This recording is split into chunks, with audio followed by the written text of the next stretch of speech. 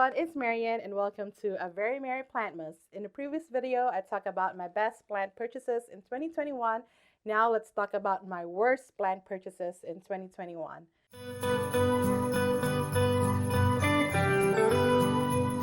And if you've seen day one of a very merry Plantmas, I mentioned in that video that out of the 19 new plants that I bought this year, only 10 of them survived. So you can pretty much guess that a lot of the plants that I'm going to mention in this video, I currently don't have anymore. So let's get on to it. So the very first one in my worst plant purchases in 2021 is the TRADESCANTIA NANOUK. And that might sound surprising because I did a whole care video on the TRADESCANTIA NANOUK and it's one of like my top videos in 2021. And I'm disappointed as well because this is one of the plants that I've wanted for so long. It was in my wish list for 2021. So when I finally had a chance to get my hands on one, I bought it even though I paid a little bit more than I would like for it. It is also the plant that got me interested into TRADESCANTIA plants. But unfortunately, my TRADESCANTIA NANOUK died on me. I think I might have overwatered it at some point, and I haven't really had a desire to repurchase this plant. I might eventually if I get it for a much cheaper price, because I did get mine for about $12 for a 4-inch pot, which I know might not sound expensive, but for me, for TRADESCANTIA, it kind of is, especially now that the TRADESCANTIA NANOUK prices have gone down dramatically, now that it has become more available. I really wouldn't pay another $12 to get a 4-inch pot of a TRADESCANTIA NANOUK, especially knowing that it didn't work out for me the first time. And I know a lot of people also had the same issues with the TRADESCANTIA NANOUK. Would I repurchase a TRADESCANTIA NANOUK? Maybe, but only if I get it in a much cheaper price. But unlike the HOYA Carrii albomarginata, which you saw in my best plant purchases video, I did repurchase when I lost my first one. For the TRADESCANTIA NANOUK, I'm not that eager to replace it. And the next one, which I know a lot of people would be like, yeah, I told you so, is the variegated string of pearls. And I haven't had much luck with the regular string of pearls, so there's really no reason for me to purchase a variegated string of pearls, but it was on my wish list and I really wanted to try it out. And I also rationalized that even though, yes, I paid for the variegated string of pearls, because the money that I used to purchase my variegated string of pearls is from selling one of my Monstera siltepecana, so it didn't feel like a purchase, it felt more like a trade. So I had it for quite a while. It was just in my IKEA greenhouse cabinet, like my Haworthia, that did well inside of it. But this one just eventually also died and didn't work out like my regular string of pearls. It doesn't matter how frequent or seldom I water the plant or if I take it out of the IKEA greenhouse cabinet or not. It just was never happy in my environment, and it started getting this like white speckles that almost look like spider mites, but not exactly spider mites on the pearls itself. And as mentioned, no matter how frequent or seldom I water it, the pearls eventually just shrinked and dried out and the entire plant just died. And there was never really any coming back from it, even if I tried to propagate whatever was remaining of it. So I just decided to let it go. And that's lesson learned for me. I'm not going to be repurchasing a variegated string of pearls and even a regular string of pearls. The next plant is kind of on me because I took the risk. I wasn't like duped into buying this plant. It's my Philodendron Brazil, which initially I thought was a Philodendron cream splash. But when I bought it, it was labeled a Philodendron Brazil, but I was kind of suspecting it could be a cream splash because of the variegation of the plant. When I first got on it, it's more creamy than it is lime. But now that I look back on it and the more research that I've done, the cream coloring on the Philodendron Brazil could just be a temporary result from bleaching.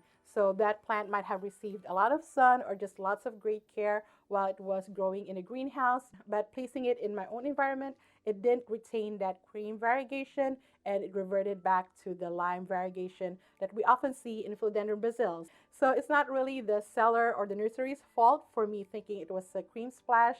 It was a Philodendron Brazil as advertised, but I paid like $15 for a 4-inch pot, which for me is too much money to be paying for a 4-inch pot of Philodendron Brazil since it's such a common plant, as common as a golden pothos. But that one is my bad. I took a risk. I thought it was a cream splash. Turned out it was just a Philodendron Brazil as advertised. So the next couple ones I probably should have mentioned when I was talking about my TRADESCANTIA NANOUK, because I got in them because I was starting to get into TRADESCANTIAs. But even before my TRADESCANTIA NANOUK died on me, I wasn't really into these plants as much as I thought I would be, which is the TRADESCANTIA QUADRICOLor and the TRADESCANTIA linen. I still kind of have these plants. The TRADESCANTIA linen is potted with my avocado plant, and I have a small pot of the TRADESCANTIA quadricolor in my Kia greenhouse cabinet. So this one is the quadricolor. This one I think is a tricolor that I got from a plant swap. The smaller one that you see is the quadricolor. As you can see, it's a beautiful plant, but the problem is it doesn't grow beautifully. And I really liked it at first, but when it's just started to grow out, it just become very leggy. And it also doesn't maintain that variegation that you see right here, right now. It produces mostly leaves that are green, which is fine for me. I love green leaf plants, but that's not the reason I got the TRADESCANTIA quadricolor.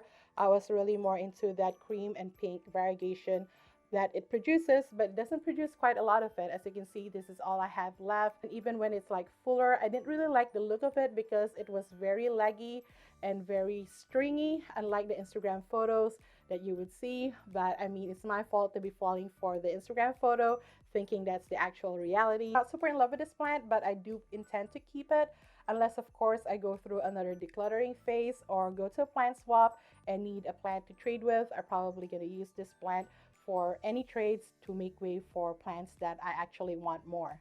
And my last worst plant purchase in 2021 is my HOYA COMPACTA variegata. So this one has been part of my wish list for a long time, but I really wanted to find it in a big box store because some people have found it in like a 6, maybe even 8-inch pot from Costa Farms, I believe, but I never had the luck of finding it. When I was in Chicago, I did find it in the plant here in like a 4-inch pot, which is so full and so variegated. You could see its original photo here, but sadly, after I brought it back to Maryland, a lot of the leaves or the stem just died off, and I'm really not sure why. I wasn't overwatering it.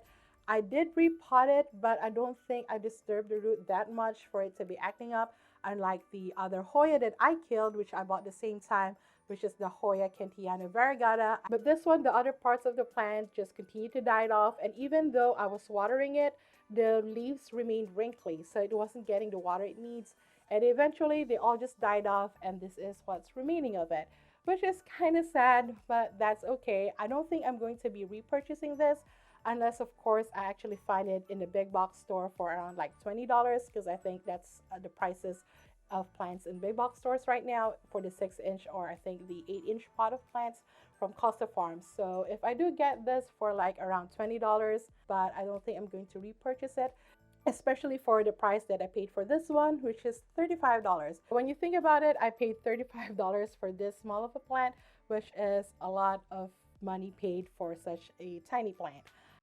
I'm literally crying over my nails right now because they're so ugly. Oh my god, okay. This is what I wanted, okay? This is the pastels, and this is what I got. But yeah, so those are my worst plant purchases in 2021. Let me know what yours are down in the comments. And if you like this video, please give me a thumbs up. It will help more people find my video. And if you're new here, please do subscribe. I come up with videos every week. And now that it's Plantmas, I come up with videos 3 times a week.